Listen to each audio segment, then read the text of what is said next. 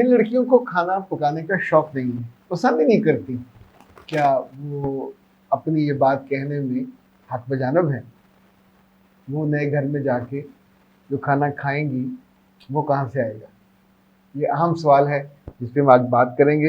इस पे दो लोगों ने, लवली साहिबा ने इस पे कमेंट किया है और साथ जनाब पीस 1048 ने। मैं हूँ अख्तर अब्बास, आप सबको मेरा सलाम पहुँचे।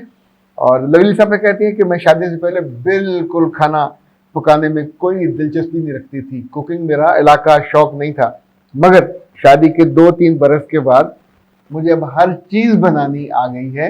ये मैंने खुशी से और शौक से सीखी है, क्योंकि मुझे अंदाज़ा हो गया कि मर्द सारी उम्र खाना बाहर से बीवी की रज़ा के लिए भी मंगवा मंगवा के नहीं खा सकता। जो ऐसे करते हैं उनको मैदे का अल्सर हो जाता है। जो बाहर के मसाले और ऑयल हैं वो इस काबिल नहीं होते कि उन्हें रेगुलर कभी कभी तो बंदा कर लेता है। मुझे अब खाना पकाने का नशा सा है, मैं बहुत खुशी से पकाती हूँ। मेरे ससुराल वाले और मेरे मेहमान मेरे खानों की तारीफ करते हैं और मैंने आपसे ये बात सीखी कि मैं अब खाना पकाते हुए दुरूद शरीफ भी पढ़ती हूँ और दुआ करके पढ़ती हूँ। लवली साहिबा सलामत रहिए, बहुत अच्छा लगा आपका ये कमेंट। ये जो इसमें पूरी कैफियत है एक नाज की सी, यानी आपको एक चीज़ आप सीख लो जो बाकियों से बेहतर हो जाए, आपको अंदर से एक मजबूती का एहसास होता है। Keep it up. ये इसमें जितने आप तजर्बे करोगे खुद आपको भी खुशी देंगे और अपने घर वालों को भी खुशी देंगे। अच्छा, हमारे अपने घर में बच्चे फौरन चीज़ पहचान लेते हैं कि ये अम्मा की पकी नहीं है। यानी हम नमक मिर्च, आप सोचे कि कई तरह के पकौड़े शाम को अगर आए हुए हों मुख्तलिफ दोस्तों से और इफ्तारी, तो जो हमारे घर का दही भल्ले होगा वो फौरन पहचाना जाएगा। जो घर के पकौड़े हैं 1 सेकंड लगता है, यानी आप एक उसका बाइट लेते हैं तो आपको पता चल जाता है कि किस हाथ से हैं। ये जो यूँ समझे एक खूबी है हर औरत के हाथ में। जैसे पुरानी औरतों की वो कहते हैं जायका उंगली के पोरों में होता है। साग पका हुआ होता था, चावल पके हुए होते थे, वो जो शोरबे वाला गोश्त आलू शोरबे वाला होता था, तो हर औरत के हाथ में जायका रब ने यानी बाई डिफ़ॉल्ट दिया हुआ है। वो इसको पॉलिश कर ले, खूबसूरती है। पीस 1048, मेरे ख्याल में लड़की जितना भी पढ़ लिख जाए, घरदारी उसी का एरिया है, हर सूरत में ये उसकी मजबूती और खूबसूरती बनती है। मैं बेटा अब तक नहीं पहचान पाया कि आप लड़की हो या लड़का हो, तो हम इसी डाउट के साथ आगे चल रहे हैं। बच्चों का खाना उनके कमरों में पहुंचाने का रिवाज जो माएँ डालती हैं वो बहुत तंग होती हैं और इसके बहुत खौफनाक नतीजे निकलते हैं। मैंने अपने रिश्तेदारों में 2 खानदान ऐसे देखे हैं कि जहां ये बच्चे अपने बड़ों से और एक दूसरे से बेनियाज हो गए, ना एक दूसरे का दुख ना दर्द।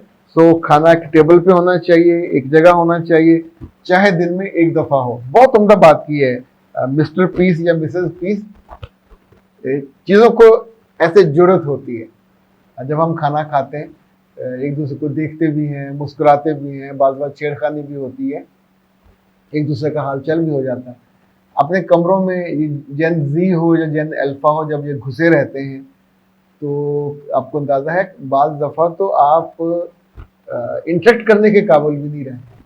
आप सिर्फ एक मोबाइल से, या मोबाइल से होता है, किताबें पढ़ने का तो हमने बच्चों को शौक देखा ही नहीं है। तो ये बिल्कुल आपकी बात बजा है और दोनों आज जो कमेंट्स हैं बड़े हौसला अफजा हैं। अच्छा जी, एक आया हुआ है। अस्सलाम वालेकुम, मेरा नाम साइमा है, मैं लाहौर से बात कर रही हूँ। आप इस मौज़ू पे वीडियो बनाएं कि बचपन में बच्चों को जिन चीज़ों से डराया जाता है और ताउम्र उनके दिलों में ये खौफ रह जाता है कि भाऊ आ जाएगा या कुछ भी। जैसे भाऊ मतलब खौफनाक कोई जानवर। अगर किसी की डेथ हो गई थी तो वो आ जाएगा और आपको खा जाएगा। अस्तगफिरुल्लाह। एक खौफ है वो अब तक दिल में है।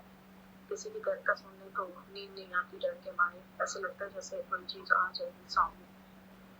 तो ये बताएं कि इस चीज़ को कैसे दूर किया जाए, कि इस बारे में कोई थेरेपी ली जा सकती है, क्योंकि मेरी बहन है वो बहुत ज़्यादा इस चीज़ के मामले में डरती है और अक्सर उसके शौहर घर से बाहर जाते हैं रात को काम के सिलसिले में, तो वो सो नहीं सकती सारी रात।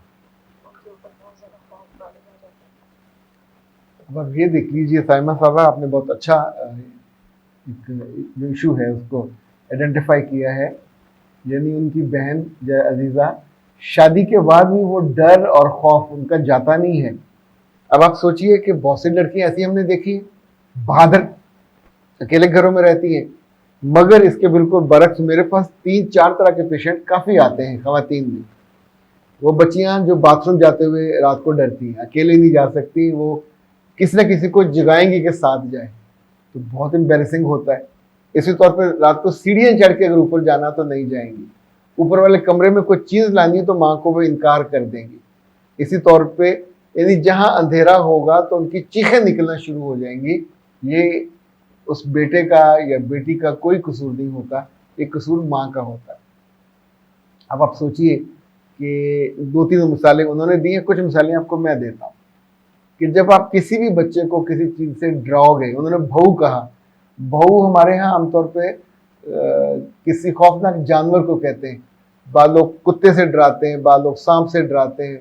हमारे ज़माने में जिन से डराया करते थे, वो जिन आएगा, उसके सींग और उसकी आंखें बड़ी बड़ी और अच्छा, पहले पूरी उसकी डिस्क्रिप्शन दी जाती थी कि जो बामा बच्चा हो, जो रोता हो, जो करता हो, तो वो आएगा, उठा के ले जाएगा, खा जाएगा। मरने वालों का उनके यहाँ धमकी दी जाती रही है, हमने ये नहीं सुनी। लेकिन ये जो धमकाने वाले लोग हैं, आपने कभी गौर किया बच्चियां चूहों से डरती हैं, कॉकरोचों से डरती हैं, ड्रामों से लेके घरों में कोई अल्लाह करके उछल पड़ती हैं। इनको उतना ही ताकतवर, उतना ही बहादुर, उतना ही शानदार कंपोज्ड फर्द मर्द नहीं मैं कह रहा हूँ, फर्द होना चाहिए। ये जो बच्चियां फौज में जाती हैं, ऑफिसर बनती हैं, क्या ख्याल है ये भी कॉकरोच देखे, चूहिया देखे कोई अल्लाह करके जंप मारती होगी? इट डिपेंड्स कि आप बच्चों को ओरिएंटेशन ट्रेनिंग कैसी देते हैं। इसकी बेटा थेरेपी हो जाती है, फौरन नहीं होती, यानी 2-3 सेशन होते हैं कम से कम। वैसे तो जो नॉर्मल हमारे साइकोलॉजिस्ट हैं वो 20 सेशन लेते हैं, मैं आमतौर पे 3 से 4 सेशन में मामला निपटा देता हूँ। और उसकी वजह यह कि हम उसमें NLP का इस्तेमाल करते हैं, न्यूरो लिंग्विस्टिक प्रोग्रामिंग। और पहले तो हम असल मसला ढूंढते हैं कि ये मसला कितने सालों से है, चूँकि जैसे होता है नहा खाना है दिल, दिल के छुपे हुए खुफिया जगह, ऐसे जो दिमाग के नहा खाना है उसमें भी चीज़ें महफूज होती हैं। वो डर, वो खौफ, वो मोहब्बत, वो दूरी, वो गुस्सा, वो नाराज़ी, वो नफ़रत, यानी जो हमने इनहेरिट किया होता है, सुना होता है, उसका इजहार होता है। बाज़ दफ़ा तो जैसे लोग होते हैं ना, सैराब पे जाते हैं तो आपको पानी चाहिए तो दूर से रेत भी आपको शराब नज़र आती है, पानी की तरह चमक नज़र आती है। तो ऐसे जब हम किसी चीज़ को की कैफियत को खुद पे तारी कर लेते हैं। एक ज़माने में बच्चों को डराया जाता था बर्दा फरोशों से, बच्चों को फ़रोख्त करने वाले और जो छीन के ले जाते थे। तो हर दूर से आता हुआ जो अजनबी वो बर्दा फरोश ही लगता था, और जब तक वो साबित ना कर देता कि नहीं मैं जानने वाला हूँ, मैं बर्दा फरोश नहीं।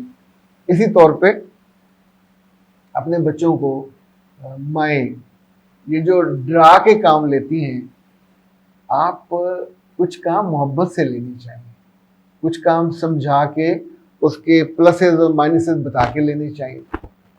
जितना डराओगे मगर उसका डर एक खौफ, दुश्मन, थ्रेट बन के उस शख्सियत का लाज़िम हिस्सा बन जाएगा, और फिर उस बच्चे की ज़िंदगी में ये कमी, कोताही, गैप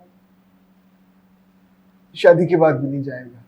और आप सोचिए ये एंग्जाइटी कभी कभी इतनी बढ़ जाती है, जिनके मियाँ दूसरे शहरों में होते हैं, ट्रांसफ़र हो जाते हैं, सर्विसेज में होते हैं, तो फिर उन ख़वातीन को बहुत दिक्कत होती है। या तो किसी को घर से ला के रखें, रात को उठ के चीखें मार के उठ के बैठ जाती हैं, तो जल्दी बेहतर होता है कि इनकी ट्रीटमेंट करवा ली जाए। 0332-746-8746 पे आप रब्ता करके हमारी टीम से तो टाइम ले सकते हैं। एक ये जो सेशन है वो 1 घंटे का होता है। इन दिनों तो वैसे भी रमज़ान और ईद की वजह से उस पर डिस्काउंट चल रहा है। अख्तर अब्बास से दीजिए इजाज़त। अस्सलाम वालेकुम।